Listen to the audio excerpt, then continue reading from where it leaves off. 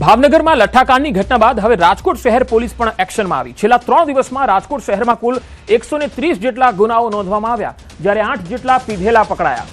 દારૂના વેચાણ કે દારૂ પીવાને લઈને કાર્યવાહી કરવામાં આવી છે। રાજકોટ પોલીસ દ્વારા અગાઉ પણ છેલ્લા 2 મહિનામાં પ્રોહિબિશન સાથે જોડાયેલ ટોળકીઓ સામે 2 ગુજસી ટોક હેઠળ ગુનો નોંધાયો છે।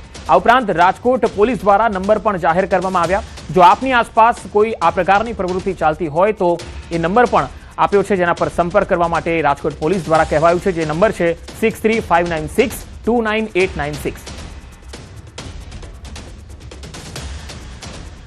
તમામ પોલીસ સ્ટેશનના જે ડી સ્ટાફ છે, એમનો ચોકી સ્ટાફ છે, ફિલ્ડ સ્ટાફ છે, એમને તમામ ઝોનની એલસીબીઝને અને પીસીબી અને ડીસીબી ટીમોને સૂચના આપવામાં આવેલ હતી કે મેક્સિમમ જે જૂના લિસ્ટેડ બુટલેગર્સ છે અને જ્યાં જ્યાં ઇન્ફોર્મેશન મળે કે ક્યાં દારૂ વેચાઈ રહ્યો છે તો ત્યાં રેડ કરીને કડકમાં કડક પગલાં લેવા માટે સૂચના કરવામાં આવેલ હતી। છેલ્લા 3 દિવસમાં વાત કરીએ તો 8 દારૂ પીવાના અને 130 કરતાં વધારે દેશી અને વિદેશી દારૂના કબજાના કેસીસ રાજકોટ શહેરમાં દાખલ થયા છે। બનાસકાંઠામાં ખાખીનો ખોફ ગળતા અસામાજિક તત્વો બેફામ થઈ ગયા છે। ધાનેરામાં જાહેરમાં મારામારીની ઘટના બની। આ તસવીરો જુઓ। મહેશ્વરી પાર્લર પાસે જાહેરમાં મારામારી થઈ। માત્ર સામાન્ય બોલાચાલી થઈ અને ત્યાર પછી તો પથ્થરમારો થવા લાગ્યો। સમગ્ર ઘટનાનો વિડીયો સોશિયલ મીડિયામાં વાયરલ થઈ રહ્યો છે। અહીંયા તસવીર પરથી સ્પષ્ટ થાય છે કે અસામાજિક તત્વો કેટલી હદે બેફામ બની ગયા છે। નાની વાતોમાં ઉશ્કેરાઈને પથ્થરમારો કરવા લાગી જાય છે, હથિયારો લઈને આવી જાય છે।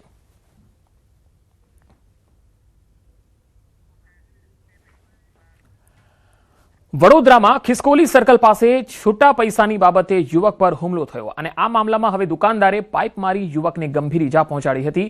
હુમલાનો સમગ્ર વિડીયો સોશિયલ મીડિયામાં વાયરલ થયો છે। અટલાદરા પોલીસે 5 સગીર સહિત 9 લોકોને પકડ્યા છે। પોલીસ મથકે આરોપીઓ પાસે ઉઠક બેઠક કરાવી ઈજાગ્રસ્ત યુવકને સારવાર માટે હોસ્પિટલમાં ખસેડવામાં આવ્યો છે। તો બે અલગ અલગ તસવીરોમાં તમે જોઈ શકો છો। પહેલી તસવીર જે બનાવ બન્યો હતો એ બનાવ છે। બીજી તસવીરમાં આપ જે ગુનેગારો છે એ ઉઠક બેઠક કરતા દેખાઈ રહ્યા છે। છૂટા પૈસાની બાબતમાં હુમલો કરનારા પકડાયા છે। તો દુકાનદારે પાઇપ મારી યુવકને ગંભીર ઈજા પહોંચાડી હતી અને જે હુમલો છે તેનો વિડીયો પણ સોશિયલ મીડિયામાં વાયરલ થયો છે। આ ઘટના બાદ પોલીસે 5 સગીર સહિત કુલ 9 લોકોની અટકાયત કરી હતી। જૂનાગઢના ઝાંઝરડા રોડ પર એપાર્ટમેન્ટનું દબાણ દૂર કરાતા બબાલ મચી ગઈ। ભક્તિદ્વાર એપાર્ટમેન્ટ પાસે કરેલ દબાણ દૂર કરવા માટે અરજી કરાઈ હતી। અરજીના આધારે મહાનગરપાલિકા દબાણ શાખાની ટીમ સ્થળ પર પહોંચી દબાણ દૂર કરવાની કામગીરી કરાતા અરજદાર અને સ્થાનિક રહીશ વચ્ચે બબાલ મચી ગઈ। અરજદારને ગાળો ભાંડી અને ધમકી આપી ધોકા લઈને સ્થાનિક રહીશે અરજદારને ધમકાવ્યો હતો। આ ઘટનાને પગલે પોલીસ દોડી આવી। પોલીસે સ્થળ પર જઈ અને મામલાને થાળે પાડ્યો। આ ઘટનાનો વિડીયો પણ સોશિયલ મીડિયામાં વાયરલ થઈ રહ્યો છે।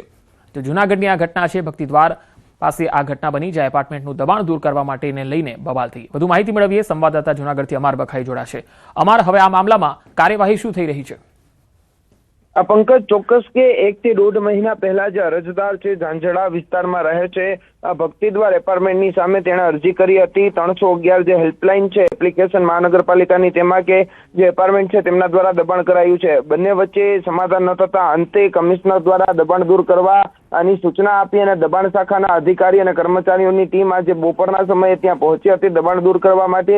તે સમયે જે અરજદાર અને જે સ્થાનિક રહીશ છે એપાર્ટમેન્ટમાં જે લોકો રહે છે તે વચ્ચે બબાલ અને બબાલ દરમિયાન જે એક વ્યક્તિ જે દેખાય છે કાળા ટી શર્ટ પહેરીને, તે અરજદારને ધમકાવે છે, હાથમાં ધોકો છે અને ગાળો કાઢે છે। આ સમગ્ર ઘટનાનો વિડીયો વાયરલ થયો છે। બીજી તરફ ઘટનાની જાણ થતા પોલીસ પણ ત્યાં પહોંચી હતી। પોલીસ દ્વારા પણ મામલો થાળે પાડવાનો પ્રયાસ કરાયો છે।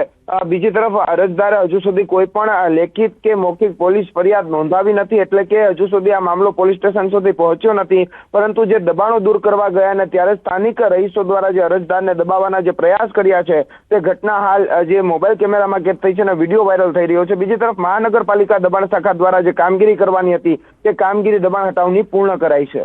જી અમારો આભાર માહિતી આપવા માટે। લાંબા વિરામ બાદ વલસાડ જિલ્લામાં વરસાદી માહોલ બરાબર જામ્યો છે। વલસાડ શહેર અને આસપાસના વિસ્તારોમાં વરસાદ શરૂ થઈ ગયો। વાપી, ભીલાડ અને સરીગામમાં પણ વરસાદ થયો। વરસાદ પડતા વાતાવરણમાં ઠંડક ફેલાઈ હતી। લોકોએ ઉકળાટ અને ગરમીથી રાહત મેળવી। વલસાડના આઝાદ ચોક, તિથલ રોડ, હાલાર રોડ, ભાગડાવાડા, નાનકવાડા સહિતના વિસ્તારોમાં વરસાદ અહીંયા થયો છે। વરસાદ વરસતા ખેડૂતોમાં પણ ખુશીનો માહોલ છે। આ તરફ સૌરાષ્ટ્રમાં વરસાદ ખેંચાવાથી ખેડૂતોની ચિંતા વધી છે. પાક બચાવવા માટે ધોરાજી ઉપલેટાના પૂર્વ ધારાસભ્ય લલિત વસોયાએ મુખ્યમંત્રી ભૂપેન્દ્ર પટેલને પત્ર લખ્યો છે. અલ નીનોની ભયંકર અસર અને વરસાદની અછત વચ્ચે રાજ્ય સરકાર પાસે મોટી માંગ કરી છે. વિજ્ઞાન અને આધુનિક ટેકનોલોજીનો ઉપયોગ કરી સૌરાષ્ટ્રમાં તાત્કાલિક ધોરણે કૃત્રિમ વરસાદનો પ્રયોગ હાથ ધરવાની રજૂઆત કરી. લલિત વસોયાનો દાવો, હાલ સમગ્ર સૌરાષ્ટ્રમાં વાદળછાયું વાતાવરણ છે. જો સરકાર અત્યારે કૃત્રિમ વરસાદનો પ્રયોગ કરે તો વરસાદ થવાની અને સફળતા મળવાની પૂરી શક્યતાઓ છે. મગફળી, કપાસ, સોયાબીન અને તુવેર જેવા ઊભા પાક નિષ્ફળ જવાની ભીતિ છે. જે ખેડૂતો પાસે કૂવા કે બોરની સગવડ નથી તેમના પાકને બચાવવા સરકારે તાત્કાલિક નિર્ણય લેવો જોઈએ તેવી પણ તેમણે ઉગ્ર માંગ કરી છે.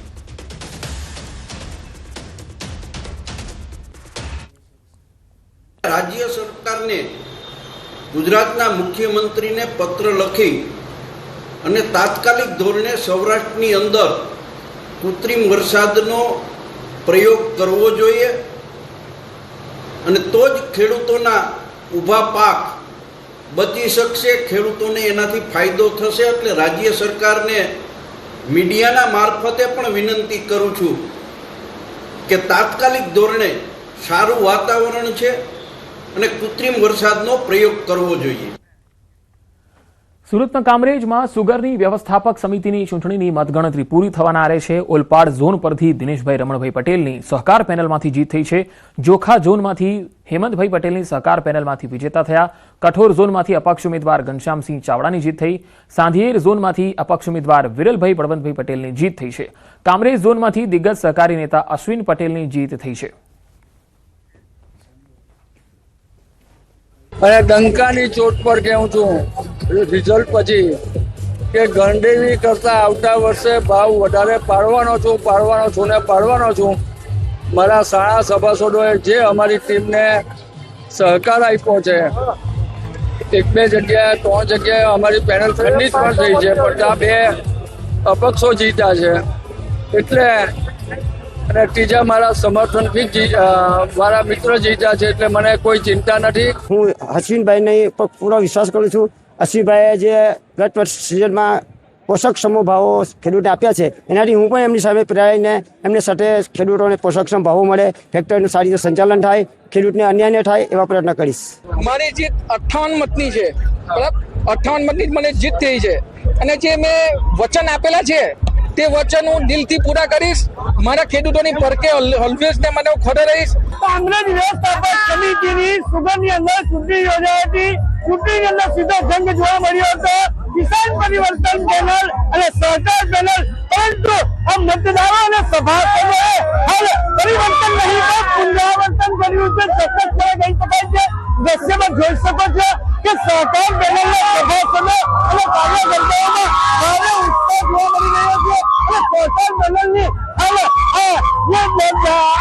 લૌકિક લોકશક્તિઓ જે જેમની અંદર સહકાર પેનલના જે તાજેતરના નિશાન ઉપર જે ઉમેદવારો ઉભા હતા એ વિજેતા ઘોષિત થવા પામ્યા છે. ખાસ કરીને વાત કરવામાં આવે તો 2 અપક્ષ અને કિસાન પરિવર્તનના ઉમેદવારો હાલ જીત કરી છે. અશ્વિન પટેલની અધ્યક્ષતાની અંદર સહકાર પેનલમાં જે ચૂંટણી લડાઈ હતી એ સહકાર પેનલની આ મજબૂત સફળતા પર હાલ જોવા મળી રહી છે. સહકાર પેનલ ન્યૂઝ 18 ગુજરાતી, કામરેજ, સુરત. જૂનાગઢમાં દીપડાનો આતંક સામે આવ્યો. મગફળી સંશોધન કેન્દ્ર પાસે દીપડો દેખાયો. ઈવનગર રોડ પર આવેલું છે મગફળી સંશોધન કેન્દ્ર. અવારનવાર સિંહ દીપડાની અહીંયા અવરજવર રહે છે. દીપડાની લટારનો વિડીયો સોશિયલ મીડિયામાં પણ વાયરલ થયો. દીપડાની લટારથી ભયનો માહોલ પેદા થયો છે. આ તસવીરમાં તમે જોઈ શકો છો દીપડાની લટારનો આ વિડીયો છે જે ખૂબ જ વાયરલ થઈ રહ્યો છે. જૂનાગઢમાં અવારનવાર અહીંયા દીપડા દેખાતા રહે છે જેથી સ્થાનિક લોકોમાં ભય પેસી ગયો છે.